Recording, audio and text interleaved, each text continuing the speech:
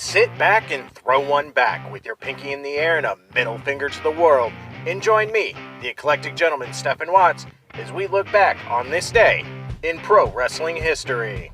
But before we do, put that drink down, like, share, and subscribe, and without further ado, let's get our wrestling history on. Ladies and gentlemen, boys and girls, children of all ages, it is December 23rd, and we're going to start off as we always do on a positive note. That's right, these are your pro wrestling birthdays. 1962, Japanese legend, the Great Muta. 1976, one half of J&J Security, Jamie Noble. 1980, Big Rob Terry. Of course, on the flip side of that coin, your pro wrestling deaths for December 23rd. 2019, the luchador known as Mr. Nebula. Alright, enough of the sad stuff. It's time to get to the meat and potatoes. That's right, these are your pro wrestling history highlights for December 23rd. Jumping in the Wayback Machine and going all the way to 1941, where we see Dave Reynolds defeat Buzz Jones in a tournament final to win the Midwest Wrestling Association World Light Heavyweight title in Dayton, Ohio. 8 years later in 1949, Ray Vilmer defeats George Flynn in Atlanta, Georgia for the NWA Southern Heavyweight title. Moving 3 years to 1952, George Bolus defeats Sandar Savo for the NWA Beat the Champ International Television title in Los Angeles, California.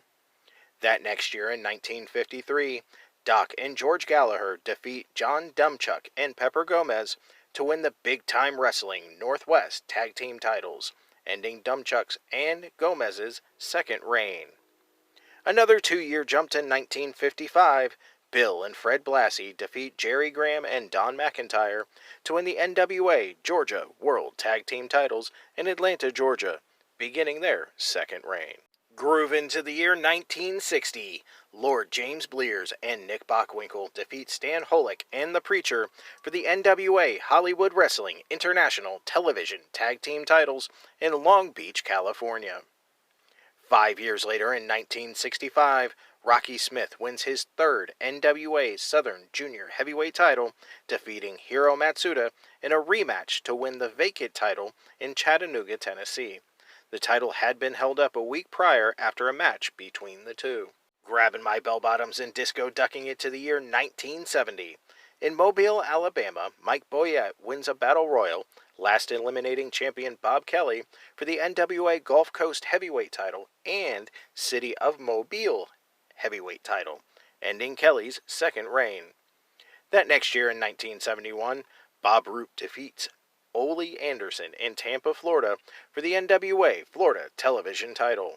Making 2 stops in 1972, Bobo Brazil defeats Pampiro Firpo to win the NWA Detroit United States Heavyweight title in Detroit, Michigan, ending Firpo's second reign and beginning Brazil's fifth.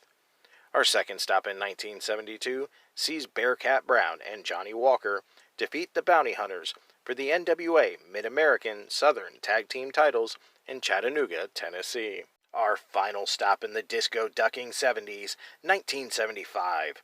Rocky Johnson defeats King Curtis Iukea to win the NWA Florida Heavyweight title in Tampa, Florida. Grabbing my boombox and making 2 stops in the year 1983. First, Curt Hennig and Pat McGee defeat the Assassin and the Dynamite for the NWA Pacific Northwest Tag Team titles in Eugene, Oregon. Our second stop in 83, Archie Gold wins his 10th and final Stampede North American Heavyweight title in Calgary, Alberta, Canada, ending the second reign of Bad News Allen. Making another 2 stops, but this time in 1985. First, Mark Youngblood defeats Jack Victory for the World Class Television title in Fort Worth, Texas. Second, Robert Fuller defeats Roberto Soto to win the NWA Continental Heavyweight title in Birmingham, Alabama. Those were your short but sweet pro wrestling history highlights for December 23rd. I'm the eclectic gentleman Stephen Watts, and we'll see you tomorrow.